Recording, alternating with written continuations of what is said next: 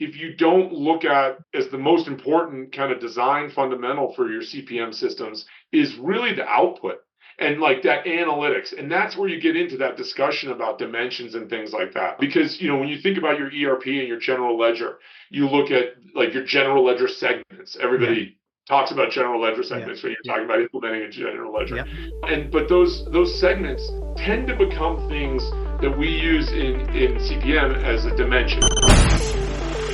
Growing a business requires a holistic approach that extends beyond sales and marketing. This approach needs alignment among people, processes, and technologies. So if you're a business owner, operations, or finance leader looking to learn growth strategies from your peers and competitors, you're tuned into the right podcast. Welcome to the WBS Podcast, where scalable growth using business systems is our number one priority. Now, here is your host, Sam Gupta. Hey everyone, welcome back to another episode of the WBS Podcast. I'm Sam Gupta, your host and principal consultant at the independent ERP and digital transformation consulting firm Elevate IQ. FP&A space has come a long way. While companies might struggle to understand the difference between an ERP and FP&A tool, even FP&A tools differ substantially. And not all tools are likely to have the same capabilities. Some tools are designed for larger volumes of data, while others might not be as connected underneath, causing communication and integration issues. As a customer, you are likely to understand these issues only after you have signed the contract and started using them. In today's episode, our guest, Alexander Ladd, discusses the evolution and future roadmap of FP&A technologies. He also compares several FP&A technologies in the market and their architectural differences. Finally, he shares several stories, concepts, and best practices related to FP&A and how companies can be successful with these best practices. Let me introduce Alex to you. Alexander Ladd is an esteemed senior partner and the CEO of MindStream Analytics LLC, where he has carved a reputation as a visionary leader in the field of technology innovation and change management. With a focus on finance and operation innovation as well as managed services, Alexander has consistently delivered cutting edge solutions to his clients, empowering them with deeper insights and greater analytical possibilities. With that, let's get to the conversation. Hey, Alex, welcome to the show. Thank you. Thank you for having me. Of course, and this is going to be super exciting. We have done some episodes related to FP&A, so far. They're always insightful. I don't know if we have covered as much depth that I'm going to get from you. So that is really exciting for me personally. Just to kick things off, do you want to start with your quick intro as well as what you're focusing on these days, Alex? Sure. So, I'm the CEO of MindStream Analytics. We're a small implementation partner for a couple of different products, but our main focus is OneStream. That's a software package in the corporate performance management space. Yeah. They're a unicorn. They're not yet public. They kind of came into existence in 2009. So there's a lot of people on the team at OneStream that are veterans of places like Anaplan and prior to that, like Cognos and Hyperion and things like that. So that's what we're focused on primarily. Myself, I have a lot of history in Hyperion and Cognos and some of the other tools as well. So I've worked on all of them, and OneStream is kind of where we landed right now. Yeah, so very interesting. So I would love to touch on all of those products as well as some of the stories and use cases. But before we do that, we have one of the standard questions that we ask every single guest. And Okay, that is going to be your perspective on business growth. To me, growth, yeah, that's a great. We could talk for probably 40 minutes just on that alone. But MindStream is actually going through a lot of growth, and growth can be very, it's great to go through, and it's a lot better than the opposite. But it doesn't come without its own challenges, right? So it can be rocky at times as well. We've seen a lot of growth, and I think within the kind of corporate performance management space and FP&A tool set, we're seeing a lot of growth. When you think about where we were, and I know this is starting to get a little while ago, but when you think about where we were in 2008, people had kind of thought we were made all this progress. And, at that point, you kind of had a duopoly at the top of the market, right? You had Cognos, which eventually became part of IBM, and you had Hyperion, which eventually was purchased by Oracle. And, that's both of those were kind of groundbreaking. I mean, Hyperion Essbase was named one of the top 10 technical innovations of the 20th century, right? Yeah. So that's pretty big. That's a pretty big moniker. Yeah. And but yet when we've come since then has gone even further, right? And that's only within the last 15 years. So when you look at now where we are, you have Anaplan, Adaptive, Planful, and then of course OneStream, and then you still have, of course, IBM and Oracle offering Cognos and Hyperion based products. So there's a lot of more breadth in the marketplace, and it's very wide. So there's growth on everywhere. The other thing is what you're seeing is kind of growth of use of these things, because you're seeing just a general kind of growth of analytic awareness in the general populace. For MindStream and our growth, we've gone, we've doubled in size in the last 2 years, and that's great. But of course, that comes with challenges. So my perspective on growth is very has a lot of mixed emotions right now, right? Because I deal with some of the problems on the growth every day. But it's exciting. Yeah, so that's a good feeling to have, to be completely honest. When you are going to have sustainable growth, I think that is what matters, and that is what works in our experience as well. So now let's go back to the evolution of these FP&A tools. Obviously, you have a lot more there in the market at this point of time, right? So let's talk about how they have evolved. So let's say if you go back 20 years back, what were the capabilities, where the limitations were, and where you are seeing the real improvement in these tools, and why companies are so excited about them? Yeah, that's a great starting point. So when you think about where we started about 20 years ago, or maybe a little more, I talked about Hyperion Essbase, you had Cognos PowerPlay. These are a lot. There's others as well, like TM1. Yeah. That goes back to that time period as well. When you think about what they were, is you hear a lot about cube technology. Yeah. And that cube technology is really what drove a lot of this, right? Yeah. So when you think about that, that's where it started. And, it started with something like Essbase, which your main interface was with Excel. Yeah. So it helped you save the data and, version it, et cetera, stuff like that. But you're still kind of in Excel, you're using Excel models. So you don't kind of have kind of process rigidity, if you will. And because of that, you still have, you're lacking some things. And then then you get the advent of the web, and all of these tools move into some kind of web interface. You look at, Cognos Planning, Hyperion Planning. Yeah. All of these things are like a web front end on top of those cube-related technology, right? And that's great because it takes it to, it makes it easier to use across the thing. You get a little more process rigidity because you got a web front end instead of an Excel front end that people can really kind of mess. Excel's great. Excel's the best and worst tool you can get in finance, right? Because it's the best because it allows you to do anything. It's the worst because it allows you to do anything. So because of that, you get a little more process rigidity and things like that in that next generation of web tools. But the other thing that happens with those cube technologies is it's summarized data. So that's great, but as that's great at the top level. And you can look at budget versus actual and spin it in 100,000 different ways, and that's fantastic. However, there's nuances and details that you might lose because it's a cube and the data is aggregated, right? So that you almost start wanting to marry it with some of those other things. And then in contrast, at the same time as you're moving onto the web, you start to get into what they call kind of like the more CPM suite, right? So you start to bring in consolidations and things like that. And at that time, a lot of these were different vendors or different tool sets. Hyperion had a suite, but they were different tools, and the underpinnings were different. Same with Cognos and some of the others, right?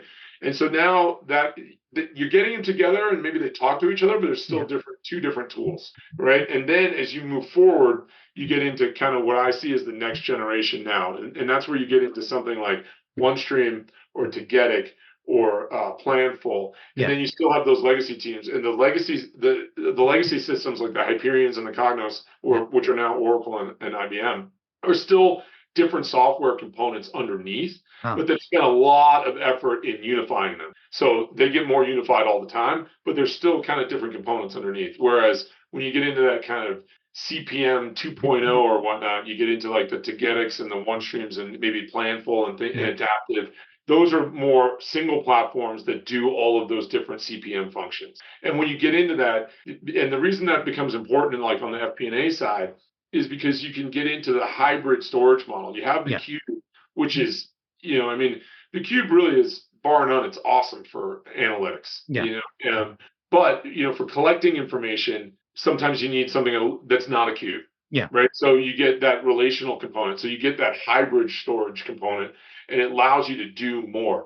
So like I feel like within, from 95 to 2008, 2010, something that, like if you look at that 15-year window, maybe a little longer, you had kind of one set of capabilities, and it trained people into kind of being able to do certain things within kind of this corporate performance management space, right? And then as you go into this 2.0, you can do even more capabilities in there because you have access to relational data, but you can interact with it from the cube, which the older systems necessarily couldn't do. A lot of them started bolting on relational storage to those cube architectures, but again, they're a bolt-on, so they're not together. Whereas the 2.0 versions, really they're together, and so you can go back and forth between the two. You can share data back and forth much more seamlessly.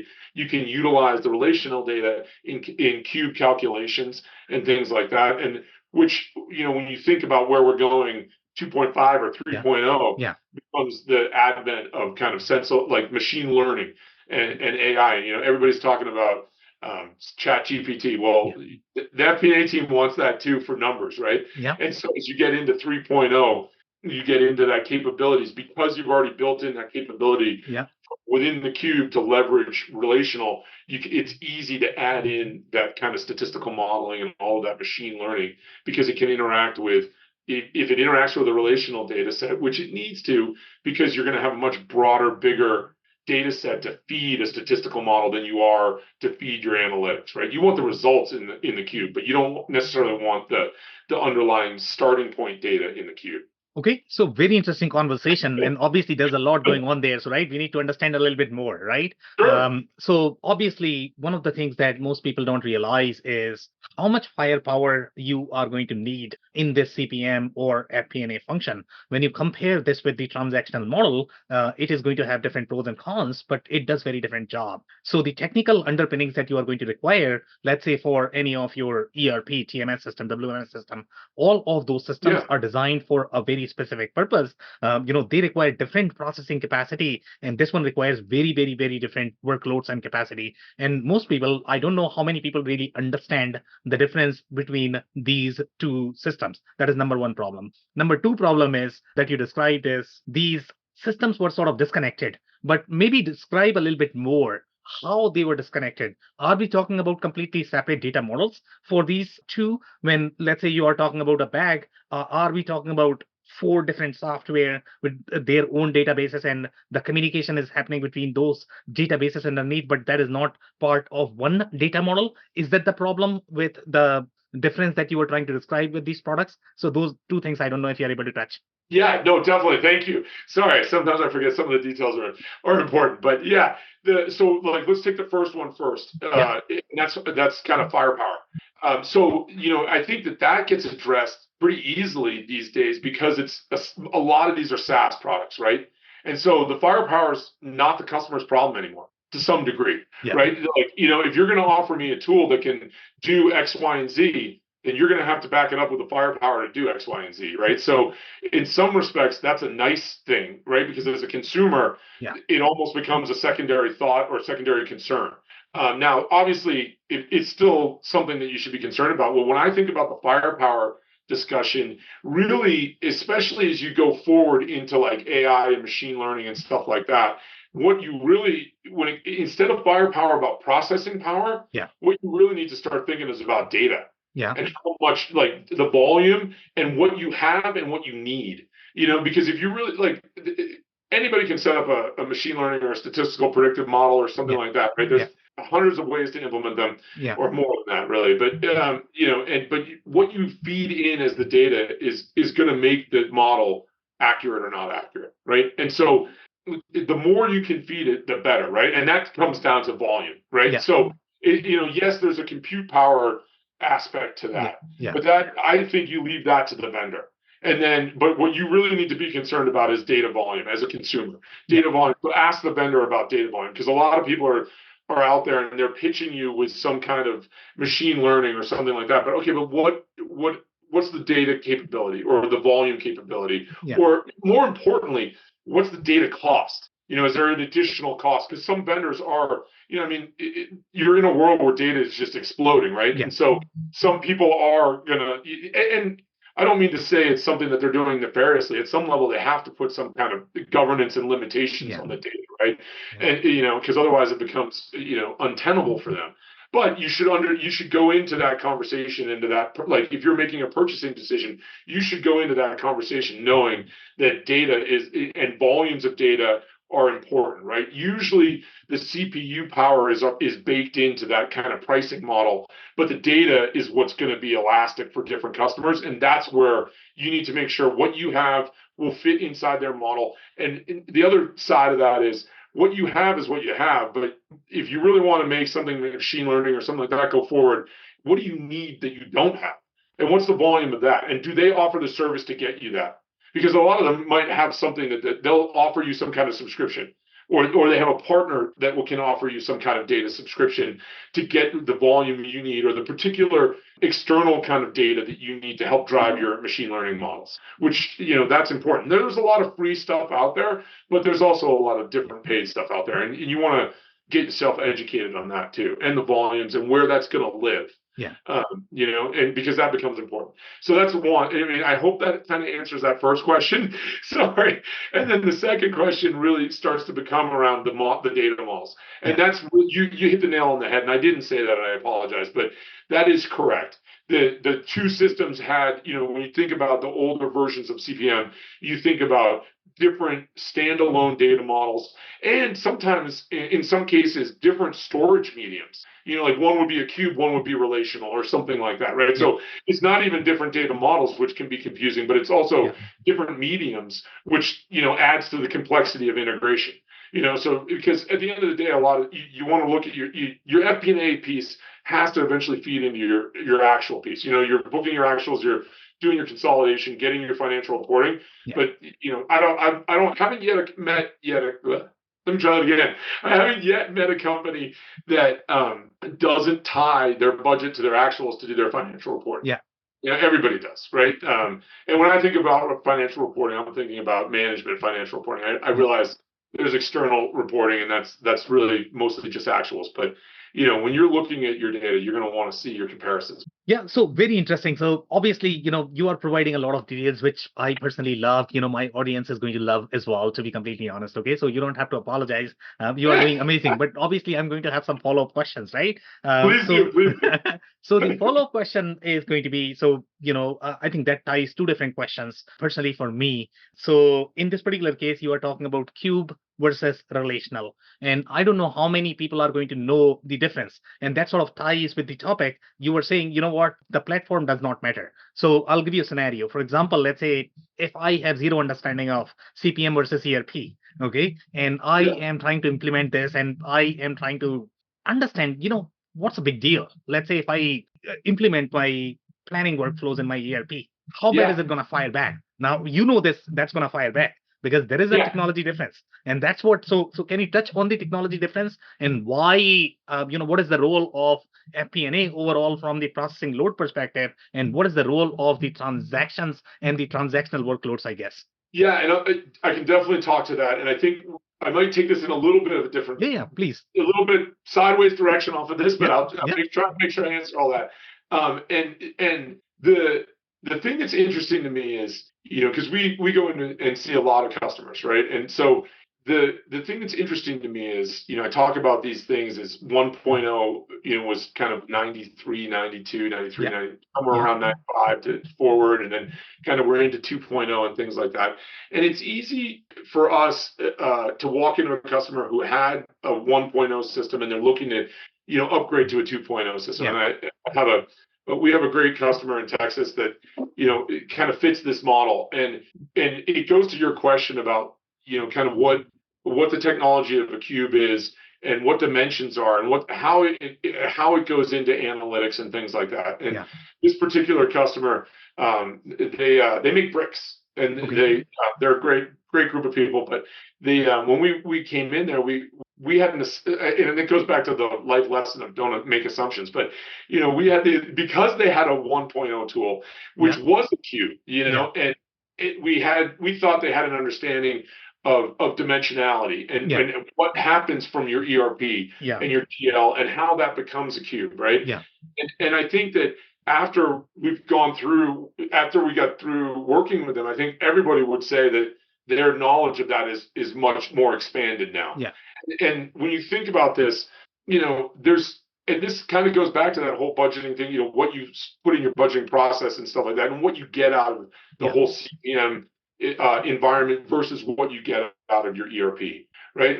Because when you look at this, your ERP is a transactional system, and you use it to, like, when you think about what you use it for, you use it to enhance the efficiency of your workforce to perform transactions for the company, right? Yeah. I mean, that's really its purpose. Yeah. But when you think about CPM, it's not quite as linear as that, because when you think about CPM, yes, it should be something that helps you collect your budget on the FP&A side, or collect your journal entries to do your consolidation. So there is workflow process in there that it should enhance and make more efficient. Yeah. But the driving piece that really, if you don't look at as the most important kind of design fundamental for your CPM systems, is really the output and like that analytics. And that's where you get into that discussion about dimensions and things like that, right? Because, when you think about your ERP and your general ledger, you look at like your general ledger segments. Everybody talks about general ledger segments when you're talking about implementing a general ledger, but those segments tend to become things that we use in CPM as a dimension. And when you get into the dimensions, like I always tell clients, a dimension is anything I report X by Y. Yeah. Anything that comes after the by is probably a dimension, right? And I units by customer is an example, right? Well, the customer is a dimension, and then the other piece of the dimension is, and that's fine. Everybody can say, well, I have my general ledger segments. I can report units by customer, right? Yeah. But that's not the only piece that goes into it. The other piece that becomes a fundamental need when you're building out these dimensions is the structure, and that becomes a hierarchical thing. So these customers group together to be regional. A lot of people group their customers regionally, or maybe by industry vertical, or by there are 100 different ways you can group customers. And how do you look at it as a company, and how do you roll it up? And that's what becomes important when you're building out the dimensions. And really, because what you're looking at when you roll these things up in these hierarchies, and this goes back to how you design these systems, what you really want to get out of it is something that's easy to use and easy to analyze for different levels of management within the company. Because as it's rolling up, each step probably should match somebody that owns that group, or owns that either grouping or set subgroupings or hierarchy. At the top, obviously, the top executives are going to want to look at the very top, but they're going to want to drill down and see who's performing, who's meeting budget, who's not meeting budget, et cetera, and why. And so all of those drivers need to go into the system. The why needs to be within the system too. Yeah, so very interesting. And this is my favorite topic, to be completely honest, okay? Because, we see many different scenarios, okay? So when we walk in any engagements, you were talking about how this information need to be rendered to any specific persona. Obviously, the driver of that always is going to be dimensions. And there are probably a million ways of doing dimensions, okay? And I'm pretty sure, Alex, you have seen really, really bad dimensions, and you have probably seen really good ones. Okay, so I don't know if you're going to have any stories of really horrible dimensions that, okay, you know what, you went there and it was like, oh my goodness, what is this? I don't know if you're going to have any stories that you might be able to share, and maybe talk about those dimensions, how they were done, how you would do it differently, as well as some of the really good ones that you have seen. Well, actually, I'm going to take it back to my favorite customer there, the brick company. The company is Acme Brick, and they've done a lot of presentations and things for us. So you can, if you're really interested in finding out more about the story, you can hit our website and look for webinars and things they've done for us, or with us. But that's a great discussion, because one of the things that they that we started with, and like I said, they had Cube technology before we ever met them. But when we got into building out kind of the CPM 2.0, we realized that some of their knowledge or belief about dimensionality had to be shifted. and this gets into like your idea about good dimensions and bad dimensions. Yep. A lot of times, look, the general ledger, and like I said, the basis a lot of times comes off those GL segments. Yeah. But that's just the beginning. Yeah. And because where you go from there, how you roll up those segments, I have these segments, these are my dimensions. Well, probably, but not necessarily. And like sometimes you end up combining two of those, or sometimes people end up combining them when they shouldn't. I mean, there's thousands of different ways and examples of how it gets done, right? But they had certain things that they rolled up. And then when you think about the general ledger and why you want something like CPM, and this hopefully informs some information about dimensionality. A lot of people, if you don't have something like a cube or CPM technology, you take a bunch of reports out, or a download out of your GL, and you got all these different segments, and you start grouping. You start running Excel sums and sum ifs and all that stuff to get your different group, or you put it in a pivot table in Excel to start to try and get groupings around your different GL segments, right? And that's your base level, right? Like your basic level of analysis. And if that's all you're doing, that's not necessarily everything you want out of it, because like they yes, each one's independent, but they should act within each other, against each other, right? You should be able to use them together to draw something better. So like that's really the interplay, and that gets back into when you're putting them together, or whether you're separating them apart, or whatever the case may be. So like some of the dimensionality really is, I don't like to look at, there's a lot of different strategies about how you draw out dimensionality. Yeah. I like to talk about what you're looking at, what you're reporting on, and then start to walk back into what the data looks like. Or if you're not reporting, like what do you want to be reporting on, and how you want to be grouping that? What don't you have now, and what do you want, and how do those groupings come together? Because a lot of times also, some of these things have to fit. They need to fit operational systems as well. So like I talk a lot about the general ledger because FP&A and consolidations and accounting, they're going to start to look at that, right? And that's where they always kind of want to turn back to. Yeah. But if you really want to do FP&A well, you need data from other systems. More operational level data, not general ledger, right? You need to know how many units, how many, what's going on with how many FTEs, how many hours are spent on this, what's the cost per hour, stuff like that. That's not going to be in your general ledger. Yeah. But that data has to start to filter up to mean something. And sometimes the general ledger has started to move away from some of those things, right? So there has to be a linkage between that dimensionality. And I like to look at so when I say the dimensionality and rolling those things up, you look at the operational structure of the company as well. Because how do you want it? It goes back to what I was saying about when you're rolling things up within dimensions, there should be some kind of level of ownership or responsibility at each one of those roll-up nodes, right? Or, I mean, maybe it's not responsibility, maybe it's just something that's really particular that informs the company about, so something very important analytically, something like that. But usually, if it's important analytically, you have somebody that has some kind of ownership of that number, right? So there's some structure that goes into owning that as well. Yeah, so very interesting. So when we were talking about your growth conversation, you said you are growing a lot, and obviously because of that, you are probably seeing a lot of deals on your lap right now. Okay, so so when you see these deals, okay, so obviously you have to disqualify some customers because they sort of don't know what they are doing. They are going to come to you. They are going to ask you, okay, deliver this. But you know that is probably not technically possible, right? So what are some of those customers that you have seen? And those were like super crazy scenarios where they just didn't know what they were doing. And you have to reject the deal that, okay, hey, buddy, figure out what you want in your life. So do you have any of those stories by any chance that you might be able to share? Yeah. I mean, I think some of those things come down to a couple different. Those are actually a little easier to bucket because they come down to kind of similar things, And I'm sure one of them comes right off the bat as far as I think any consultancy in the world, no matter what your field of expertise is, probably has this one, right? And that's kind of resilience and change. Yeah. If it just because the board wants something doesn't mean every rank and file member of the company wants to change to do that, right? Yeah. So that's something, right? And you have to deal with that. And sometimes there are signs that companies will not do that. Yeah. And sometimes not necessarily won't do it, but don't value it. So we'll get into discussions about, well, this is easy. and it can be done in next week. Well, it's not easy, and no, it can't be done next week. And so that's kind of a red flag. We do, I think about a couple of the deals that would be there. I'll use the term lost deals that Yeah. we've lost, Yeah.